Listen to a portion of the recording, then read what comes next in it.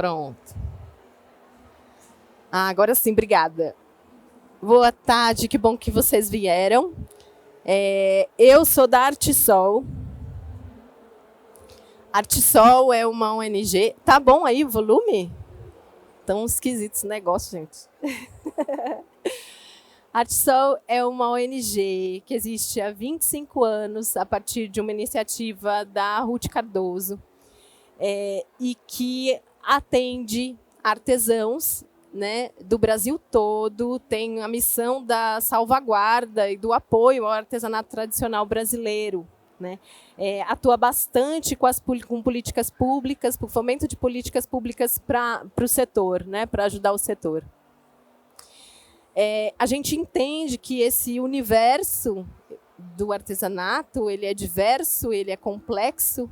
Então, a gente estuda e busca soluções que sejam sistêmicas, né? Que a gente possa trabalhar diferentes desafios que são relacionados.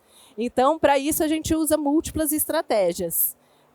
Tem qualificação profissional, tem fomento à cultura, exposições, grandes eventos, a comercialização, essa conexão, né, com quem está no mercado, e produção e difusão de conhecimento, inclusive online, né, não é sempre que a gente chega com os projetos presencialmente em todos os lugares, então online, para mais gente poder acessar.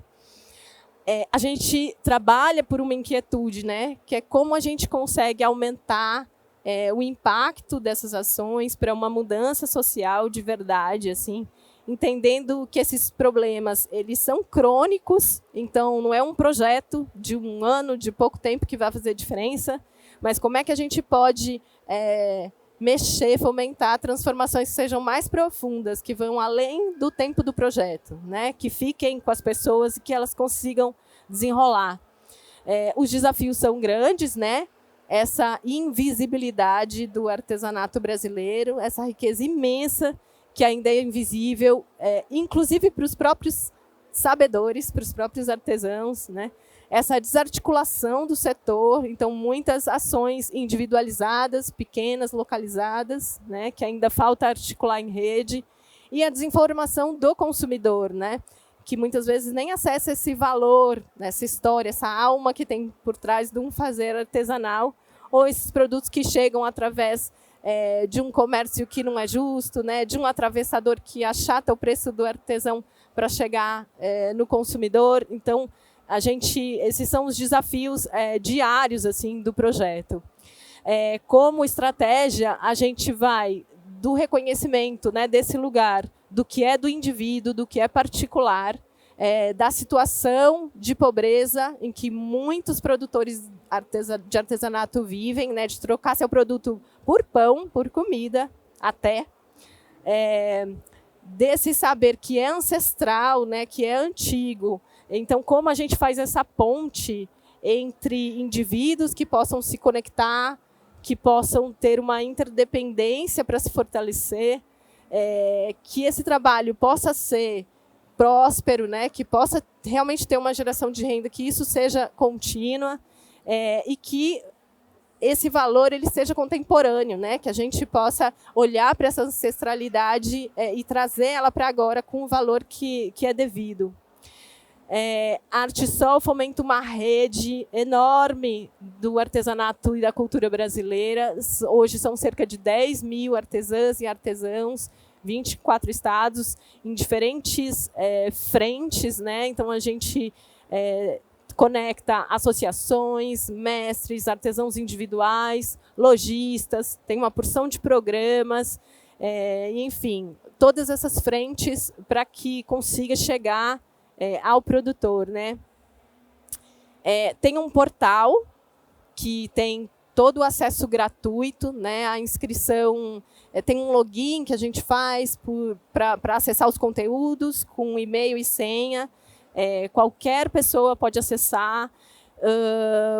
Tem conteúdos que são feitos especialmente para os artesãos, então muita gente, pesquisadores, estudantes gostam de acessar, mas a linguagem, os temas, eles são sempre pesquisados nessa rede para ver o que importa para a gente produzir esse conteúdo, né?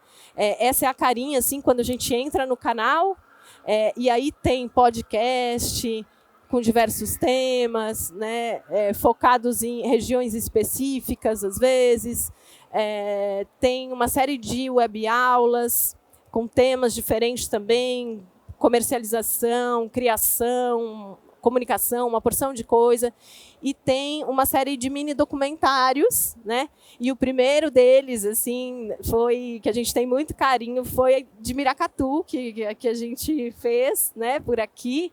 E foi bonito demais ouvir a história das meninas aí com a fibra de bananeira. Convido vocês para entrar lá para assistir, que está bacana demais. Os impactos também a gente vê acontecer, assim, então são vários deles, né, que têm números expressivos, mas tem muitos deles que são tão no ar ou tão no coração, assim, sabe? Não são os números que mostram. Mas é a transformação nas pessoas de dentro para fora, assim, quando elas acessam algo que mexe com elas realmente e como elas conseguem transformar a sua vida e impactar a sua comunidade inteira, né? A gente está falando muito de autoestima. Qual? A gente está falando de um impacto que é um reconhecimento do próprio valor, né?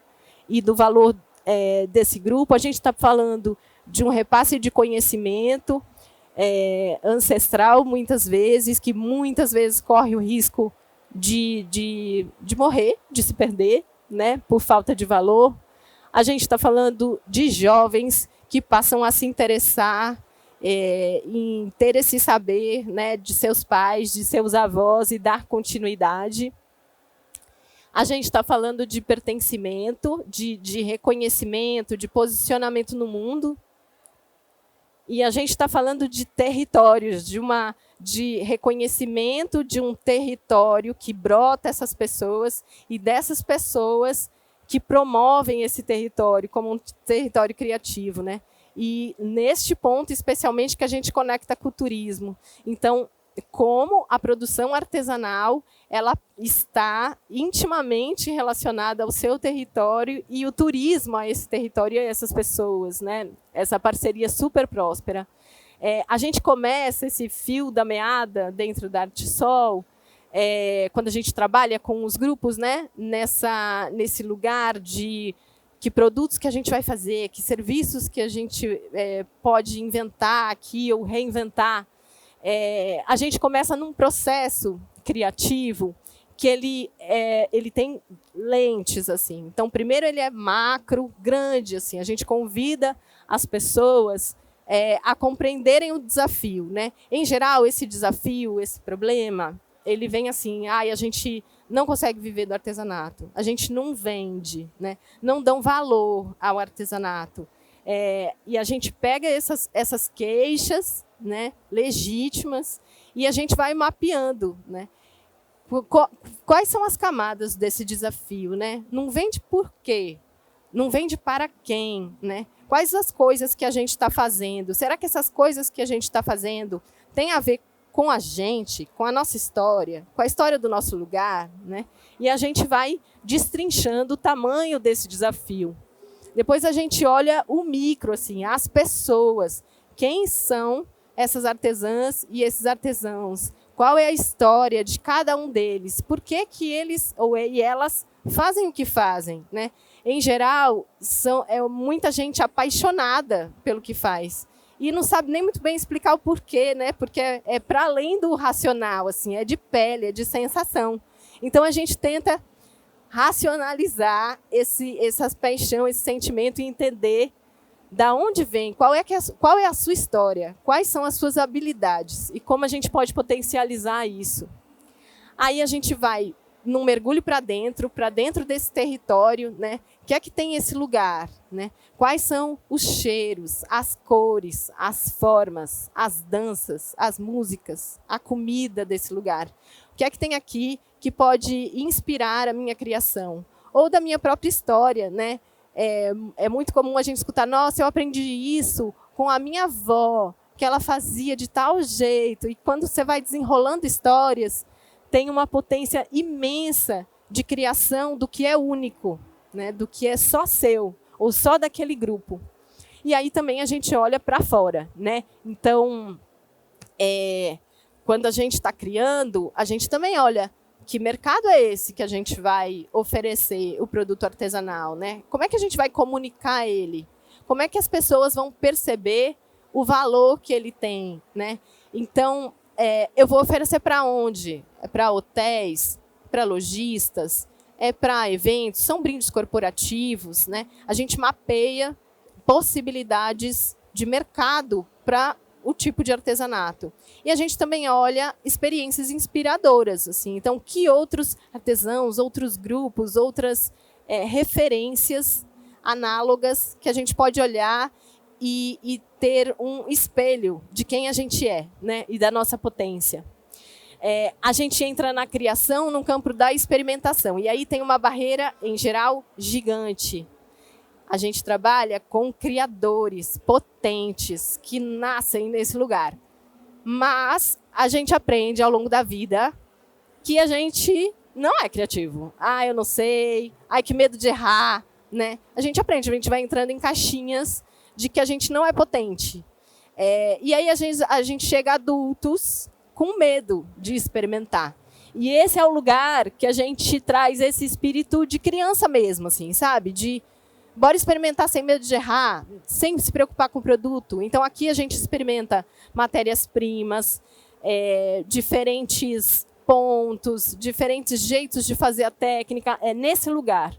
Daí nasce, brota, assim, insights, coisas novas do que se pode fazer e que produtos que podem ser gerados. A gente muitas vezes fala sobre coleção, sobre famílias de produto, pela força que tem, né? Então, uma coisa é eu atirar para todo lado, aí eu vou fazer uma coisa agora, depois outra, e outra coisa é a gente pensar em conjunto, então, como isso pode impactar mais, e muitas vezes num grupo, mesmo que sejam de artesãos individuais, a gente já teve experiências incríveis de ter uma coleção conjunta. E aí isso é uma força, né, muito maior. A produção artesanal também, ela muitas vezes se desdobra em serviços. Então, um grupo que produz uma certa técnica, um certo tipo de produto, se vê também com a capacidade de ensinar sobre aquilo. Então, isso pode virar curso, isso pode virar palestra, isso pode virar um casamento com receptivo de turismo, né, onde eu demonstro como que é essa oficina, essa técnica. Então, tem todo um desdobramento aí.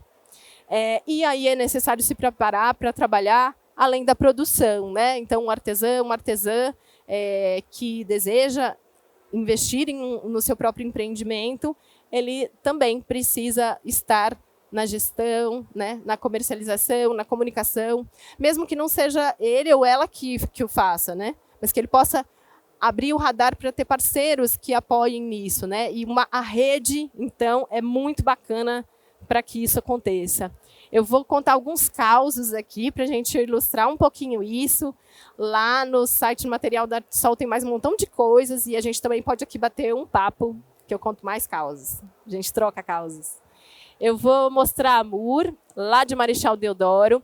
Essa é uma produção que é tradicional, né? Então, o filé, a renda filé, que é renda e bordado. Então, as artesãs de lá, é um polo lá, né? As artesãs, elas são associadas, mas tem muitas na cidade, todas fazem as mesmas coisas. E isso não é uma crítica, né? É um caminho tradicional. Mas elas tinham um problema lá. É uma cidade turística, e os turistas acham bonito, mas não levam. Porque é caro, é pesado, né? Então, se eu me interesso por uma toalha de mesa dessa e eu estou em visita, com a minha mala indo para o aeroporto, será que eu vou carregar mais alguns quilos na minha mala, né? Então, o que acontece? Elas brigam por preço, né? Elas concorrem entre si por preço e as vendas elas acabam não sendo suficientes para manter a geração de renda. Onde é que a gente começou a gente foi olhar que tinha esse lugar, né? O resgate de memória. Então, a gente foi olhar os pontos tradicionais, elas tinham lá amostras, livros, desses pontos tradicionais que aqui, pelas linhas grossas, pelas cores, né? Um monte de cor, às vezes a gente não enxerga direito a beleza do ponto, né? Então, a gente foi olhar quais eram esses pontos tradicionais, né? A gente também foi ver com elas o centro histórico, né? Então, fazer um passeio, como é que eu posso dizer? Uma expedição iconográfica, assim, né? E ali tem uma porção de gradios das janelas, das portas, muito bonitos. A gente saiu fotografando tudo com elas. Aí a gente foi olhar para o que elas têm atualmente, né? São os produtos volumosos, de linha espessa, com uma grande variedade de cores. Que ótimo, é uma parte do leque. Que outra parte do leque poderia ser criada? A gente se perguntou, e se, né? E se esses pontos tivessem menos linha, né?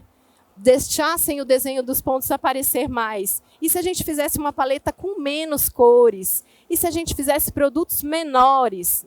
Então, a gente fez uma série de experimentações com essa redução, limpando, né, tirando as camadas, tentando ir para a essência.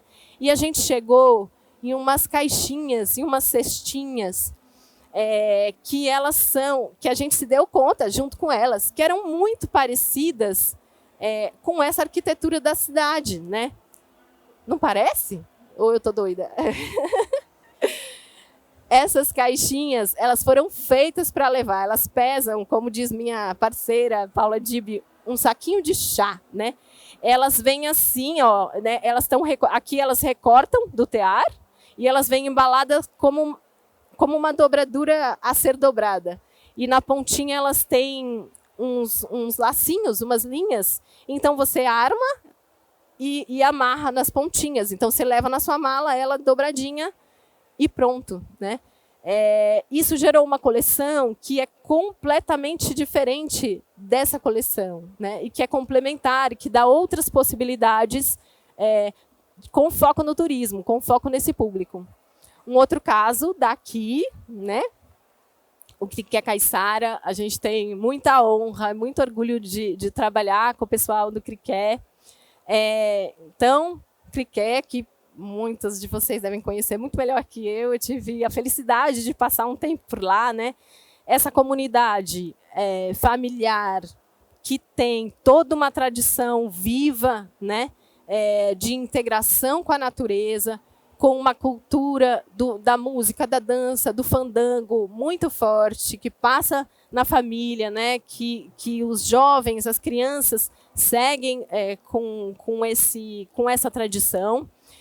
Tem a Mata Atlântica no quintal de casa, e tinha uma produção também voltada ao turista, né, turista de praia, que não tinha nada a ver com isso. Infelizmente, eu não tenho nenhuma foto, mas eu vou descrever e vocês vão imaginar.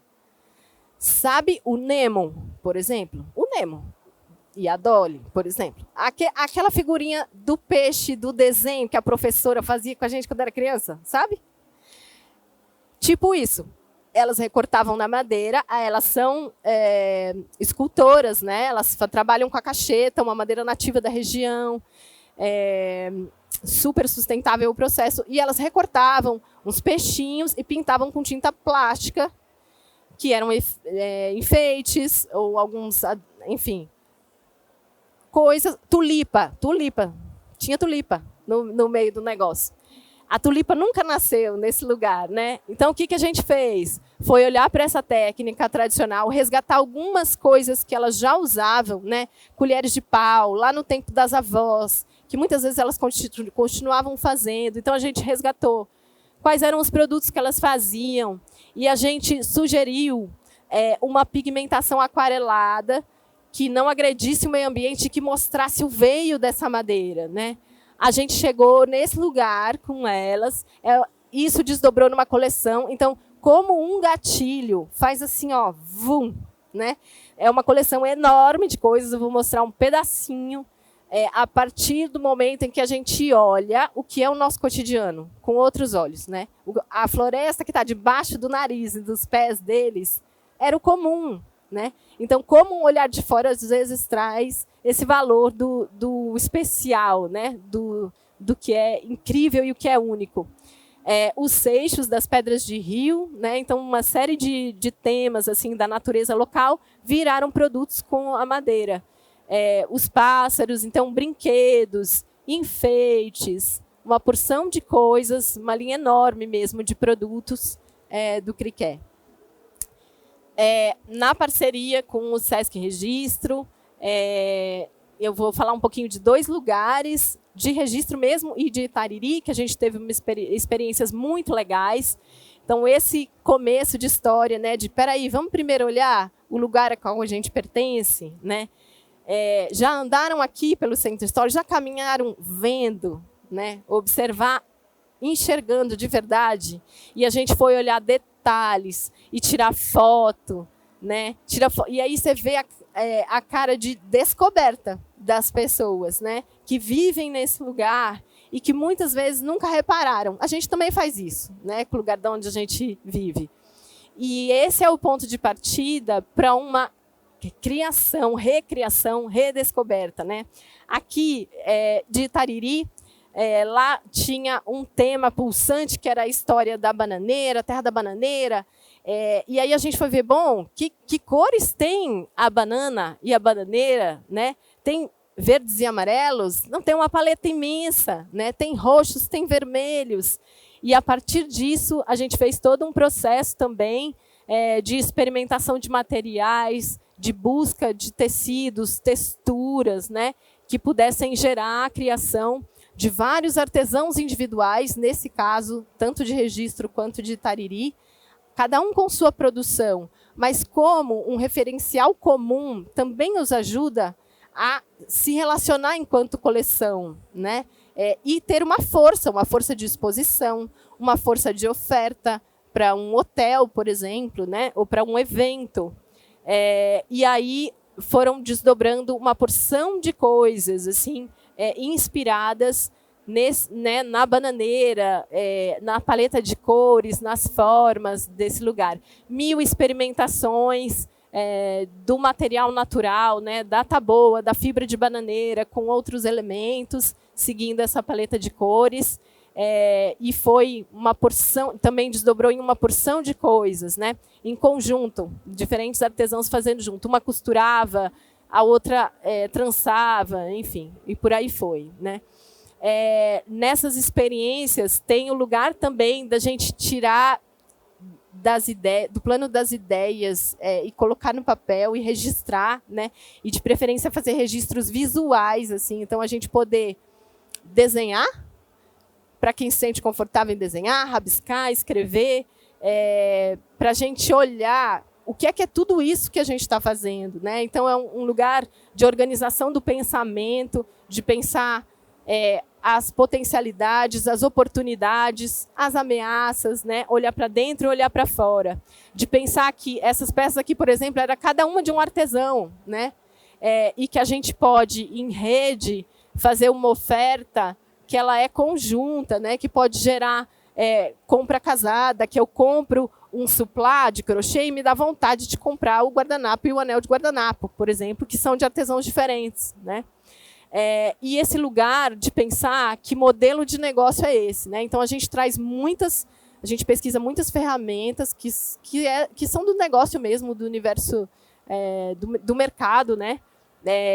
Adaptado com um tempero aí, né? Do que é esse mundo, esse universo do artesanato e como a gente pode usar essas ferramentas para se auto-organizar e para prosperar, para que o projeto acabe e essas ferramentas elas sigam incorporadas, né? Que sejam das pessoas. Essa é a nossa história, né? A gente reverencia cada grupo que a gente está. É realmente uma honra colecionar essas histórias, estar com essas pessoas, né?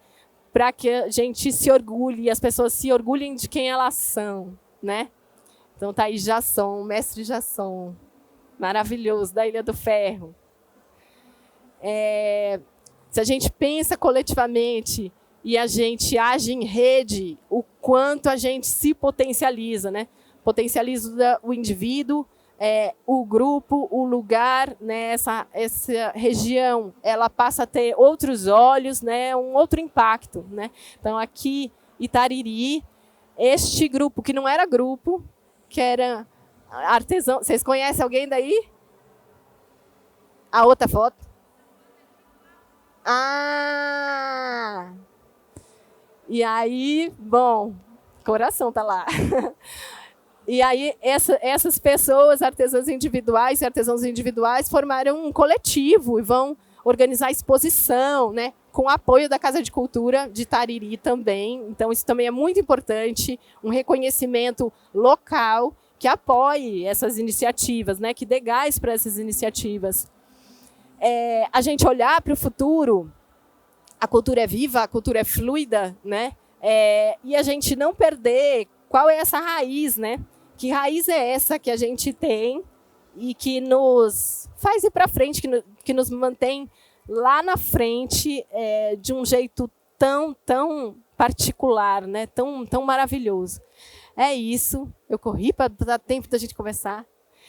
Estou à disposição, tá bom? Aqui são as redes da Artisol. A Artis é a loja oficial da Artisol. E é isso. Quem quiser conversar, fazer pergunta. Obrigada.